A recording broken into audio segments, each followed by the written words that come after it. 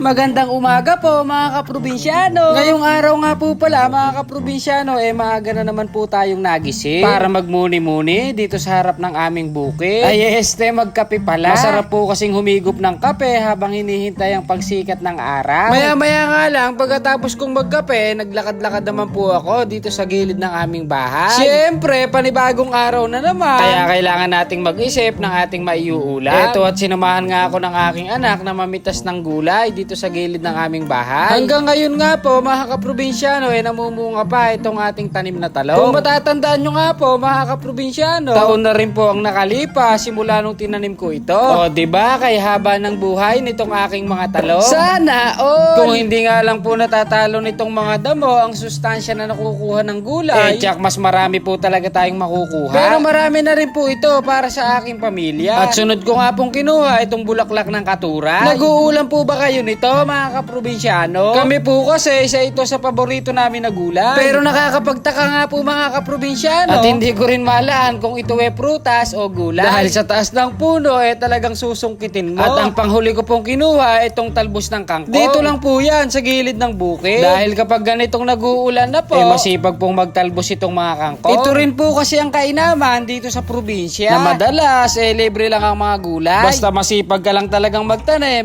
tsak meron ka nga anihin. Ito at isa-isa ko na nga pong hinimay itong aking mga nakuhang gulay. At meron din po kasi tayong nakapabiyay dito na 3 pirasong hito.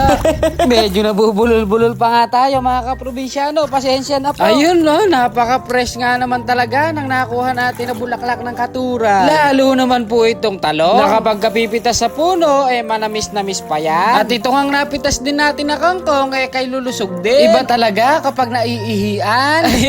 Nadidiligan pala.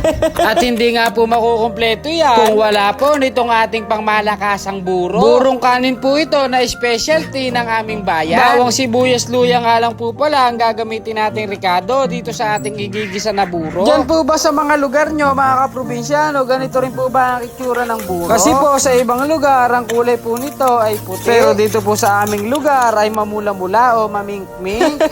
Ano ra? Kumbaga, may kulay po yung buro namin dito. At angkak po ang ginagamit na pampakulay. Kung masusubukan nyo nga po ito, mga kaprobinsyano, talagang 2-in-1 na. May ulam ka na, may kanin ka pa. Kapag nagigisa nga po pala ako nito, mga kaprobinsyano, naglalagay lang ako ng kaunting pampalasa. Katulad ng asin, kaunting asukal, at kaunting magic seasoning. At kung mas bet nyo po yung mas malapot na buro, maglagay lang po kayo ng kaunting tubig. Tara, tikman po muna natin, mga kaprobinsyano.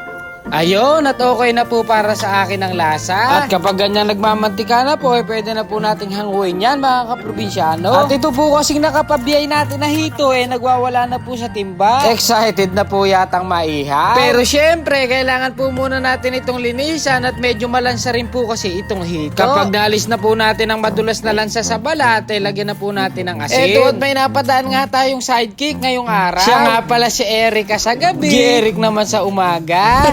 Biro lang po mga kaprobinsyano. Babait po yung sidekick ko na yan ngayon at wala pa naman po yung nakakagat. Sabi ko nga po, siya muna bahalang mag-ihaw nitong ating mga hito. At dito na rin po siya mag-aaltang ngayong araw. Pinagsama na po kasi namin yung almusal at tanghalian. Ayan, at nagpakyut pa nga po ng kaunti si Erica. Pagkatapos ko nga po palang mailuto yung buro, mag-uumpisa na po tayong maglaga ng mga gulay. Naglagay nga lang po pala tayo ng isang dakot na asin sa tubig para kahit papaano po may lasa-lasa itong ating ilalaga. Una ko nga po palang nilaga dyan yung talong na bilog. At pagkatapos po itong kangkong. Sa paglalaga nga po pala natin ng gulay kailangan saktuhan lang para hindi naman po malusa. Lalo na po itong ating bulaklak ng katuray. Isang kulo lang po kasi ang kailangan dito at hahanguin na rin po natin agad. At sobrang nipis lang po kasi ng bulaklak na ito. At nung mailaga na nga po natin lahat ng mga gulay, saktong-sakto naman po at malapit na ring maluto itong ating inihaw na hito. Sa mga oras nga na ito mga kaprobinsyano nagwawala na yung aking mga alaga sa tiyan. Ikaw ba naman mag-almusal ng alas 11? Panigurado, ubos ang 7 gata. Ayun no, banatan na po natin mga kaprobinsyano. Siyempre, unahin natin dyan itong manamis-namis na talong. Sabayan natin itong inihaw na hito. Tapos buro. Diretso subo. Aprobado, paniguradong mapaparami ang kain natin nito. Isa pa naman ito sa paborito kong ulam mga kaprobinsyano. Combination nitong buro, inihaw na isda at mga gulay. Katulad ko rin po ba kayo nahilig ang ganitong mga ulam? Kung nagustuhan nyo po ang ating ulam ngayong araw, baka naman po pwedeng magpalambing dyan. Pa-like and share naman po. O paano ba yung mga kaprobinsyano? Magpapakabusog po muna kami. Maraming salamat po sa inyong suporta. Hanggang dito na lang po. Bye!